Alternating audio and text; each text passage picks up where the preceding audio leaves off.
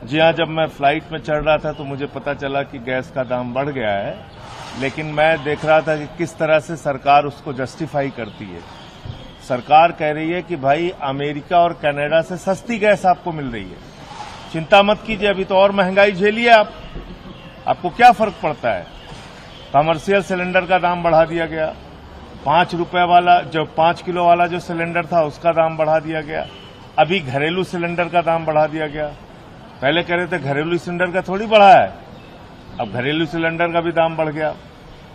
तो सिर्फ चुनाव जीतने तक आप महंगाई पर कंट्रोल करेंगे, चुनाव जीतने के बाद आप जबरदस्त तरीके से महंगाई बढ़ाएंगे। और जिन देशों के साथ भारत की आप तुलना कर रहे हैं, कह रहे हैं अमेरिका और कनाडा में गैस महंगी है और भारत में सस्ती है, जरा बताइए अमेरिका में प्रति व्यक्ति आय कितनी है, कनाडा में प्रति व्यक्ति आय कितनी है, हिंदुस्तान में प्रति व्यक्ति आय कितनी है।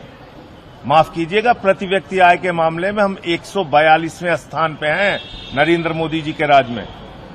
तो हिंदुस्तान के लोगों की महंगी गैस खरीदने की क्षमता है कि नहीं है, इसका आकलन किया आपने। तो इसलिए ये गैस का दाम बढ़ाना इस देश के लोगों के ऊपर एक और बोझ डालने के बराबर है, उनकी कमर तोड़ने के बराबर है, मैं यही कहूंगा। और महंगाई इनसे रुक नहीं रही है, क्योंकि इनका दिन रात तो दिमाग लगा रहता है हिंदू मुसलमान में। आपके लिए काम कब करेंगे। पेपर लीक हो रहा है देश भर में, नीट के परीक्षा लीक के कारण अब तक 5 छात्र छात्राएं अपनी जान दे चुके हैं, आत्महत्या कर चुके हैं। कोई फर्क है सरकार को।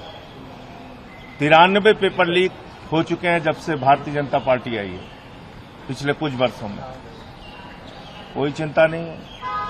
तो इसलिए महंगाई बढ़ जाए, पेपर लीक से परेशान हो जाए, हर चीज का जस्टिफिकेशन सरकार के पास है। ये और भी ज्यादा दुर्भाग्य की बात है कि अगर सरकार ये मानने को ही तैयार नहीं है कि महंगाई है, रुपया लगातार आपका गिर रहा है।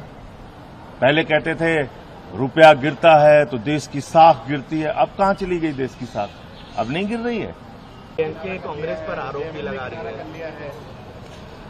देखिए, ऐसा है कि जब आप गठबंधन में थे डीएमके के साथ तमिलनाडु में, उनसे बिना पूछे आप अगर टीवीके को समर्थन देंगे, उनसे बिना बातचीत किए, तो उनकी नाराजगी अपनी जगह जायज है। सर, इलाहाबाद हाईकोर्ट ने कहा है कि पुलिस के अधिकारी जो है, इलाहाबाद हाईकोर्ट ने कहा है कि यूपी पुलिस के जो अधिकारी हैं वो अपने संविधान के प्रति वफादार नहीं है और अपने राजनीतिक आकाओं को खुश करने के लिए बस काम करते हैं। तो इनकाउंटर और बुलडोजर के प्रति तो वफादार है ना भाई। इनकाउंटर और बुलडोजर की सरकार चल रही है और उस पर कहते हैं जश्न मनाओ। पहले मुसलमानों पे चलाते हैं, 10-20 उनका घर तोड़ देते हैं, कहते हैं लड्डू बांटो, मुसलमानों के तोड़ दिए। फिर 1000 हिंदुओं के तोड़ते हैं। आप चलिए मेरे साथ, मैं यूपी का रहने वाला हूं, चलिए बनारस, कितने हिंदुओं के घर तोड़े, अयोध्या चलिए कितने हिंदुओं के घर तोड़े, मेरठ जाके देखिए व्यापारियों के दुकान मकान सब उजाड़ दे रहे हैं। तो ये जो बुलडोजर और इनकाउंटर और पुलिस के डंडे चलाने वाली राजनीति है, इसी के कारण उत्तर प्रदेश के अधिकारियों के खिलाफ हाईकोर्ट की टिप्पणी है।